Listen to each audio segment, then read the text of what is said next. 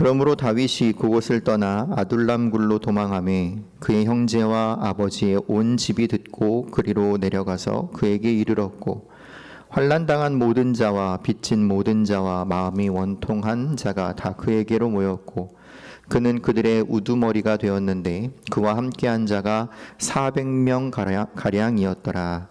아멘. 오늘은 2024년 말부터 52주에 걸쳐서 함께 나누었던 하이델베르크 요리문답의 마지막 설교입니다. 하이델베르크 요리문답은 첫 번째 질문으로 살아서나 죽어서나 당신의 유일한 위로는 무엇입니까? 이런 질문으로 시작해서 우리의 진정한 그리고 유일한 위로가 무엇인가에 대하여 논리적인 순서를 따라 질문하고 답하는 형식으로 된 교리문답입니다. 그래서 우리가 왜 예수 그리스도의 것이라는 것이 우리 믿는 자들, 신자들에게 유일한 위로가 되는가를 먼저는 우리의 죄가 얼마나 비참하기에 우리 스스로에게서는 소망이 없는지, 그리고 이어서 그러면 이런 소망 없는 우리를 사랑하셔서 구속하신 하나님은 누구이신지, 그 하나님께서 우리를 부르신 삶은 어떠해야 하는지, 그리고 또 그 삶 속에서 우리는 무엇을 소망하고 구해야 하는지를 사도신경과 십계명과 그리고 주기도문을 바탕으로 계속해서 함께 살펴보았습니다. 오늘은 이 주기도문의 마지막 간구와 그리고 하이델베르크 요리문답의 시작, 그 첫 번째 질문이 어떻게 끝과 연결되는지를 함께 살펴보면서 이 하이델베르크 요리문답 설교를 정리하려고 합니다. 잘 알고 계신 것처럼 주기도문의 마지막 간구는 우리를 시험에 들게 하지 마시옵고 다만 악에서 구하시옵소서입니다. 그리고 이어서 나라와 권세와 영광이 아버지께 있습니다. 아멘. 이렇게 성령으로 끝이 나죠. 하나님께서 지으신 피조물 중에 사람은 가장 존귀하고 뛰어난 존재이지만 그렇다고 해서 이 사람은 완벽한 존재는 아니었습니다. 그래서 전적으로 하나님을 의지해야 하는 존재로 지음을 받았죠. 더욱이 죄로 인하여 하나님의 형상을 잃어버린 사람은 두말할 것도 없습니다. 그래서 예수님은 우리가 마땅히 간구해야 하는 마지막 간구로 우리를 시험에 들게 하지 마시옵고 또 다만 악에서 구하시옵소서라고 기도하도록 가르쳐 주셨습니다. 이것에 대한 하이델베르크 요리문답 제127문은 이렇게 질문하고 답하는데요.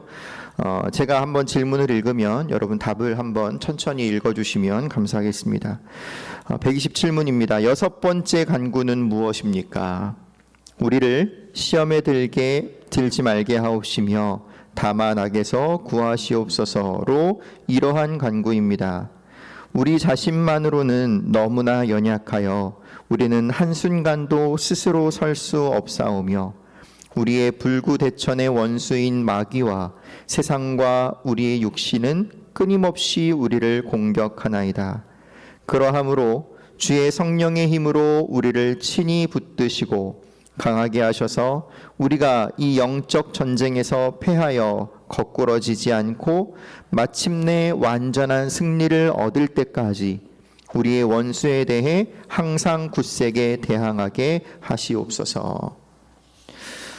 여러분, 우리 스스로는 악과 시험으로부터 다 그것들을 견뎌내고 또 이겨낼 수가 없습니다. 우리는 매우 연약하기에 하나님의 도움 없이는 시험과 악을 이길 수가 없죠. 그래서 127문은 여섯 번째 간구가 어떤 의미인가를 설명하면서 중간쯤에 보시면 그러하므로 주의 성령의 힘으로 우리를 친히 붙드시고 강하게 하셔서 우리가 이 영적 전쟁에서 패하여 거꾸러지지 않고 마침내 완전한 승리를 얻을 때까지 우리의 원수에 대해서 항상 굳세게 대항하게 하시옵소서라는 의미를 담고 있다고 설명하고 있습니다. 곧 여섯 번째 간구의 핵심은 무엇이냐면 하나님의 도우심이 필요하다는 것입니다. 그러면 우리가 하나님께 우리를 시험에 들게 하지 마시옵고 다만 악에서 구하시옵소서라고 기도할 때 하나님은 우리의 기도에 어떻게 응답하시는가를 함께 살펴보고자 합니다. 오늘 함께 읽은 본문 말씀은 다윗이 사울을 피해서 아둘람 굴로 도망친 모습을 기록하고 있습니다. 그리고 본문 바로 앞인 21장 후반부 말씀을 잠깐 보시면 다윗이 블레셋 왕 가드 앞에서 침을 흘리면서 미친 척하며 목숨을 구걸하는 장면을 볼 수가 있죠. 여러분, 그런데 이런 처량한 처지에 있었던 다윗에게 사람들이 찾아오기 시작합니다. 22장 2절의 말씀을 보면 환난당한 모든 자와 빚진 모든 자와 마음이 원통한 자가 다 그에게로 모였고 그는 그들의 우두머리가 되었는데 그와 함께한 자가 400명 가량이었더라 라고 기록하고 있죠. 400명이면 당시 한 마을 정도를 이룰 수 있는 정도의 규모인데 여러분, 자기 몸 하나 지킬 수 없는 블레셋 왕 가드 앞에서 미친 척을 해야만 목숨을 유지할 수 있는 그런 처지에 있던 다윗에게 400명이 찾아온 것입니다. 여러분, 그런데 왜 이 사람들이 왜 다윗을 찾아왔을까요? 왜 도망치고 있는 신세인 다윗을 찾아온 것일까요? 그 이유는 이스라엘 나라가 건강하지 못했기 때문입니다. 당시 이스라엘은 계속해서 블레셋의 침략을 받고 있었습니다. 여러분 잘 알고 계시듯이 다윗은 그 블레셋의 침략 가운데에서 수많은 전쟁에서 이겼던 사람이죠. 다윗이 사울을 피해서 아둘람굴로 숨게 된 이유 중 하나도 그 블레셋과의 전쟁에서 다윗이 계속해서 큰 공을 세웠기 때문에 사울이 다윗을 시기한 것입니다. 블레셋은 기회만 생기면 끊임없이 이스라엘을 침략했습니다. 그런데 이스라엘을 다스리고 있던 사울은 어떻습니까? 블레셋으로부터 이스라엘을 지키려 하지 않고 자기의 정치적인 경쟁자인 다윗을 쫓는 일에만 급급했고 블레셋으로부터 백성들을 전혀 돌보지 않았던 거죠. 나중에 22장 후반부에도 보시면 사울은 아히멜렉이 다윗을 도와주었다라는 이유로 노비라는 땅에 있는 아히멜렉의 집안의 모든 제사장들을 다 죽이고 그것도 모자라서 노베 남아있던 남녀와 아이와 젖먹이와 소와 나귀와 양까지 다 죽입니다. 여러분, 이러니 나라가 제대로 이루어질 리가 없었겠죠. 블레셋의 공격도 다 막아낼 수 없었고 자기 백성들도 잘 지켜주지 못했을 것입니다. 그래서 나라에 억울하고 환난당한 사람들이 점점 늘어날 수밖에 없었던 것입니다. 그런 사람들이 다윗을 찾아온 거예요. 여러분, 이것이 바로 우리가 살아가는 세상 나라의 모습입니다. 어느 하나 보호받을 만한 곳이 없습니다. 세상의 방법과 가치를 따라서 세상의 방식대로 살아가는 것이 잠깐의 도움이 되는 것처럼 보일 수는 있지만 결국 환난당한 자와 빚진 자와 마음이 원통한 자로 끝날 수밖에 없는 것이 여러분 이 세상 나라의 모습입니다. 그런 그들이 다윗을 찾아간 거죠. 먼저 여기 다윗을 찾아온 환난당한 자, 그리고 빚진 자, 마음이 원통한 자라는 표현에 대해서 성경이 말씀하고자 하는 것을 조금 더 자세히 살펴보면 좋겠는데요. 첫 번째로 성경에서 이 환난당한 자에 사용된 환난당하다라는 표현은요, 성경에 6번밖에 등장하지 않는 표현입니다. 그 중에 3번은 신명기에 쓰였고 한 번은 예레미야에 쓰였는데 이 신명기와 예레미야에 쓰인 4번의 표현이 모두 똑같은 상황을 가리키고 있습니다. 신명기 28장 53절 그리고 55절 57절은 모두 같은 상황을 이야기하고 있는데 한 구절만 제가 읽어드리면 53절 말씀에 내가 적군에게 애워싸이고 맹렬한 공격을 받아 곤란을 당함으로 내 하나님 여호와께서 내게 주신 자녀 곧 내 몸에 소생의 살을 먹을 것이라 라고 말씀합니다. 여러분 얼마나 끔찍한 일입니까? 여기에 이 곤란을 당하다 라는 표현이 오늘 본문에서 말씀하고 있는 환난 당하다와 같은 표현입니다.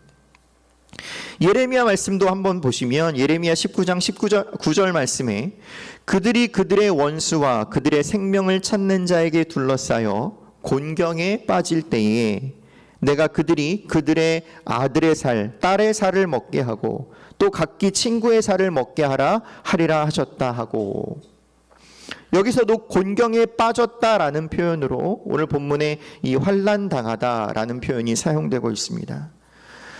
곧 이 환난 당한 자라는 뜻은요, 말하자면 어떤 전쟁의 상황에서 적군들에게 포위를 당하여서 먹을 것이 없게 되어서 자기의 자녀들을 잡아먹어야 하는 그런 말도 안 되는 슬픔을 당한 상황과 같은 것입니다.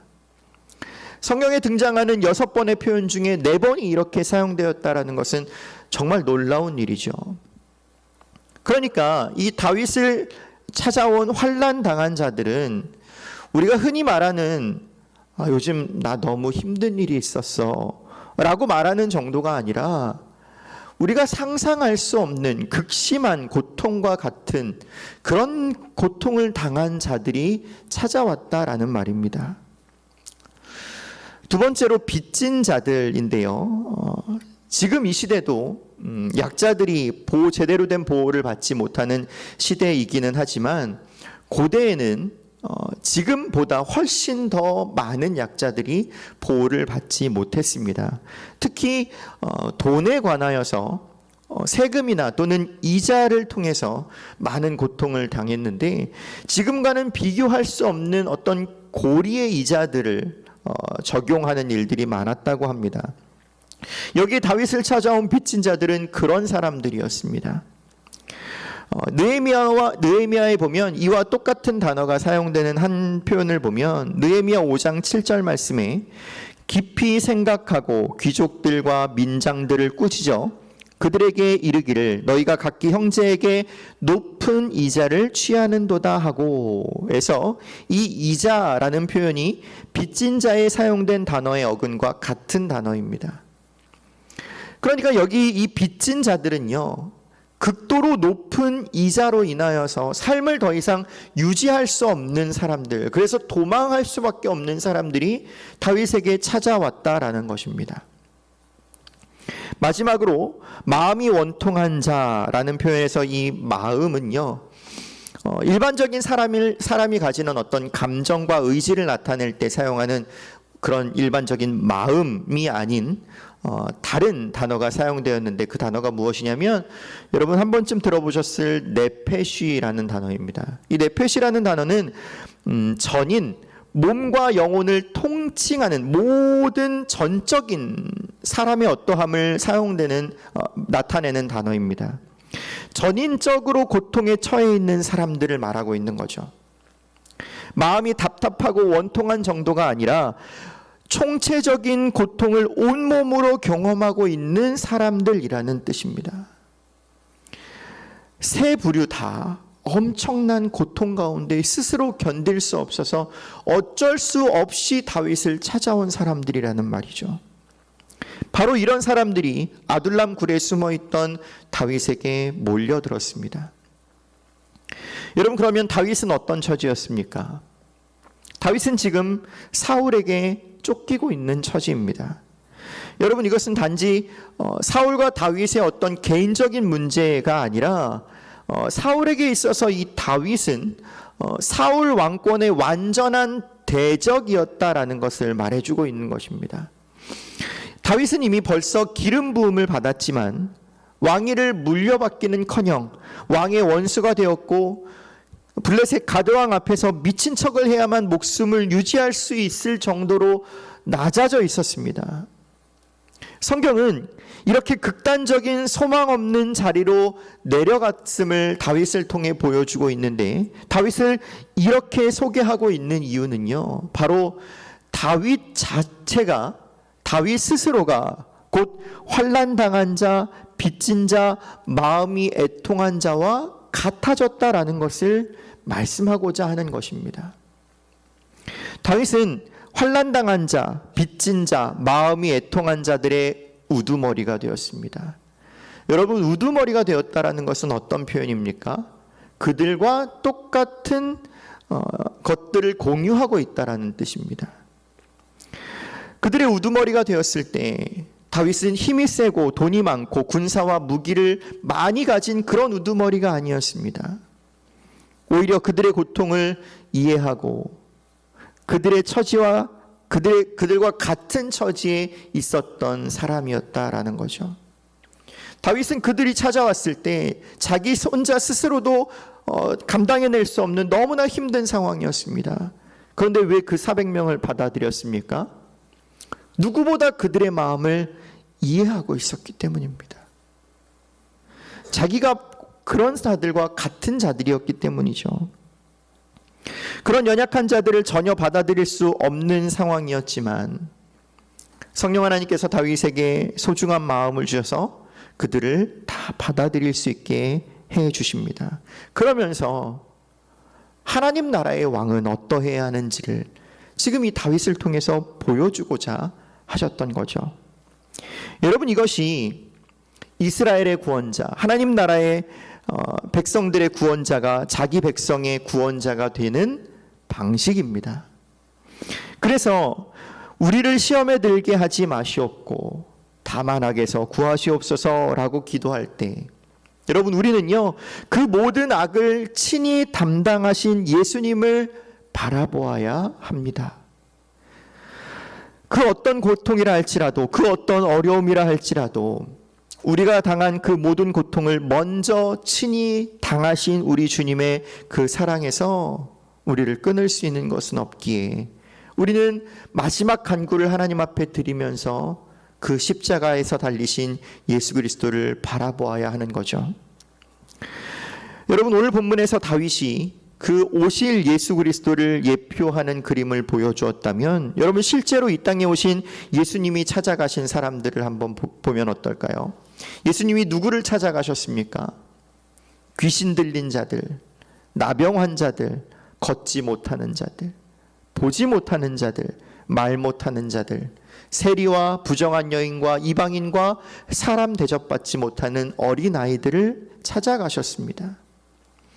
여러분, 예수님께서 이 땅에 오셨다는 것 자체가 그들과 같이 되신 것입니다. 그리고 예수님은 그들을 친히 찾아가 주셨죠. 그 후로 더 수많은 가난한 자들, 병든 자들, 고통받는 자들이 예수님께 더 나아왔습니다.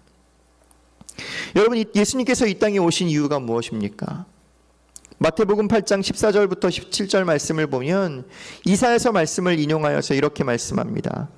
예수께서 베드로의 집에 들어가사 그의 장모가 열병으로 앓아 누운 것을 보시고 그의 손을 만지시니 열병이 떠나가고 여인이 일어나서 예수께 수종들더라. 저물매 사람들이 귀신 들린 자를 많이 데리고 예수께 오거늘 예수께서 말씀으로 귀신들을 쫓아내시고 병든 자들을 다 고치시니 이는 선지자 이사야를 통하여 하신 말씀에 우리의 연약한 것을 친히 담당하시고 병을 짊어지셨도다 함을 이루려 하심이더라. 마태복음을 기록한 마태는 이사야 53장 말씀을 인용하면서 예수님께서 그들을 찾아가셔서 모든 사람의 병을 낫게 하신 이유에 대하여 그들의 연약한 것과 병을 짊어지시기 위해서다라고 말씀하고 있습니다. 그들을 고치시기 위해서 찾아가셨다가 아니라 그들의 연약한 것을 짊어지시기 위해서.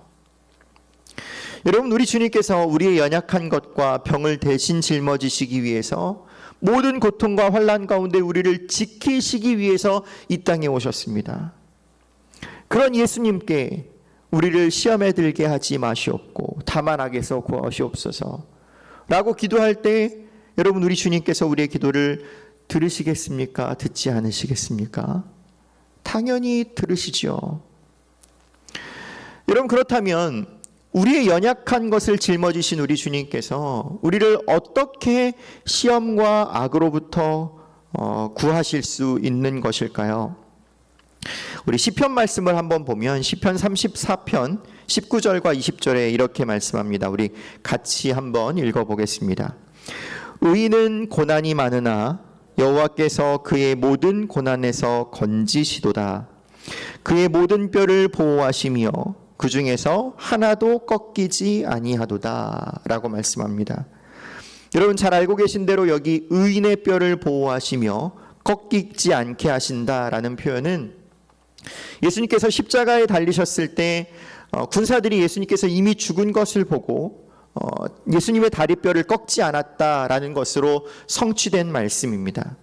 그래서 요한복음 19장 36절을 보면 이 일이 일어난 것은 그 뼈가 하나도 꺾이지 아니하리라 한 성경 곧 시편 34편의 말씀을 응하게 하려 함이라 라고 기록하고 있죠. 조금 전에 읽어드린 시편 34편의 말씀은 오늘 본문 바로 전에 등장하는 사무엘상 21장 후반부를 배경으로 한 시편입니다. 가드왕 아기스 앞에서 미친 척을 했던 상황을 배경으로 하고 있는 시편인데요. 다윗이 경험했던 그 최악의 순간, 가장 낮아졌던 그 순간에 다윗의 입술로 고백하게 하신 성령 하나님의 말씀, 의인은 고난이 많으나 여호와께서 그의 모든 고난에서 건지시는도다. 그의 모든 뼈를 보호하시며 그 중에 하나도 꺾이지 아니하도다 라는 고백을 하신 그 고백은 예수님께서 십자가에 달려 죽으신 대속적 죽으심이 그를 믿는 모든 의인이라 불려지는 신자들을 어떻게 보호하시는가를 우리에게 보여주는 말씀인 것입니다. 여러분, 우리 주님께서 우리로 하여금 그 뼈가 하나도 꺾이지 않게 하실 것입니다. 그처럼 완벽하게 우리를 보호해 주실 것입니다.